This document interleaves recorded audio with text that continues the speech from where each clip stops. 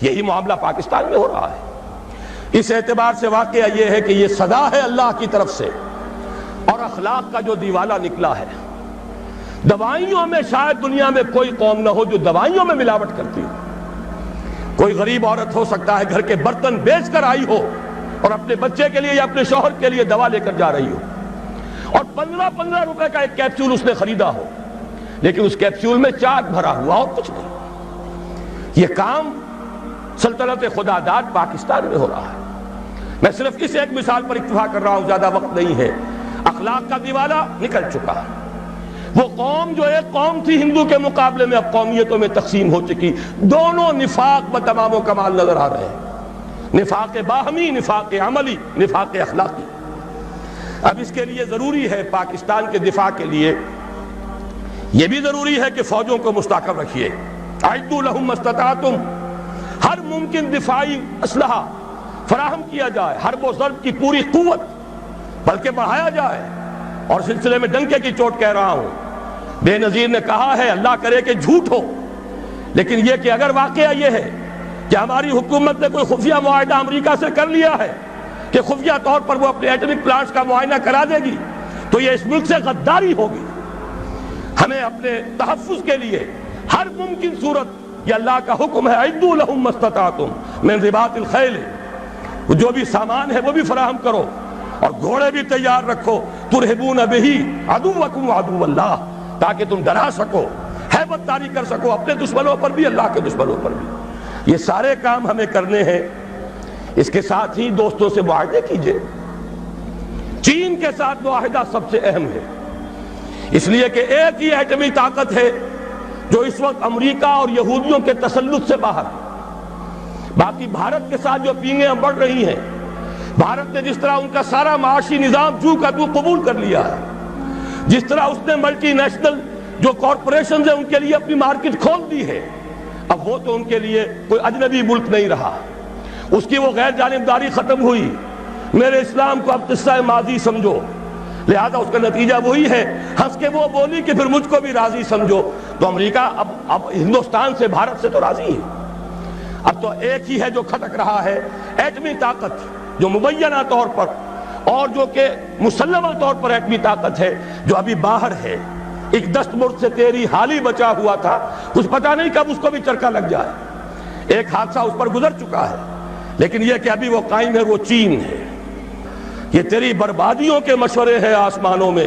ہمیں ان چیزوں کا شعور چاہیے، اور اس کے لیے اپنے دوست اور بھارت کے ساتھ ہر ممکن کوشش مفاہمت کی، اور وہ اسی طرح ہوگی کہ انہیں سمجھایا جائے کہ دیکھو اپنے اصل دشمن کو پہچانو، جو ہمیں آزاد تو کر گیا تھا مجبوراً، لیکن کشمیر کی یہ ہڈی پھینک گیا تھا بیچ میں کہ یہ غرائیں اور لڑیں ایک دوسرے کے ساتھ، اور کبھی بھی آپس میں ان کے مابین امن نہ ہو۔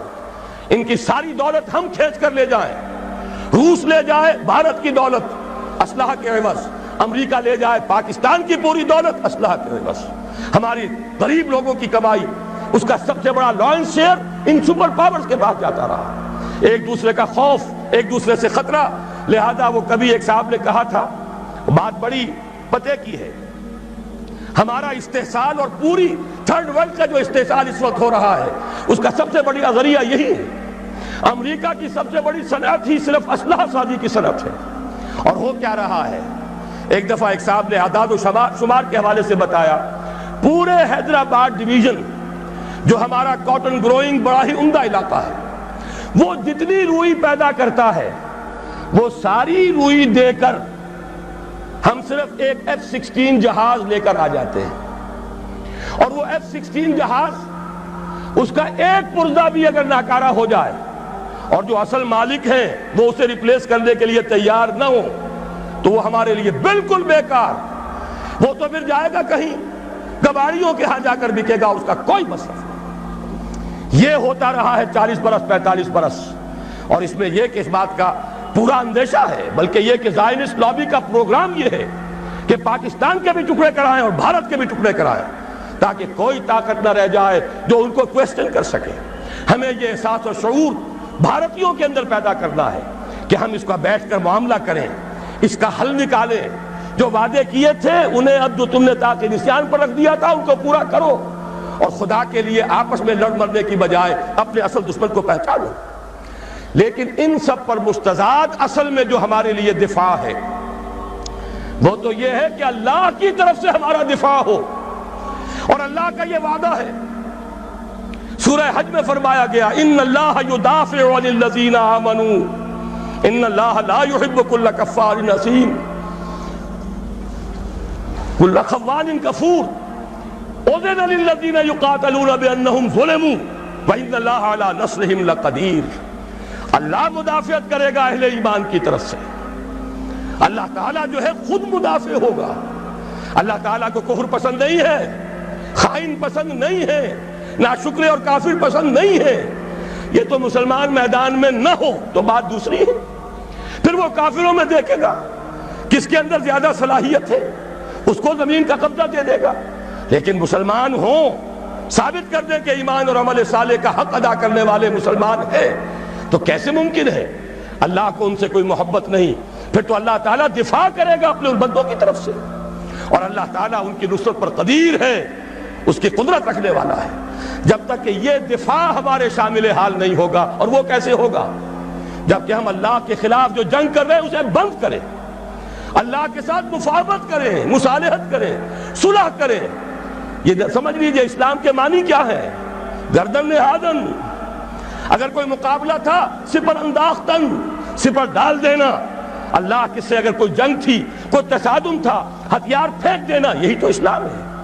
ہمیں چاہیے بحیثیت قوم، بحیثیت ملک، ہم اللہ تعالیٰ سے جنگ بند کریں، اس کے سامنے اپنے ہتھیار پھینک دیں، اس کی اطاعت قبول کریں، تو اللہ ہمارے دفاع کا ضامن ہے۔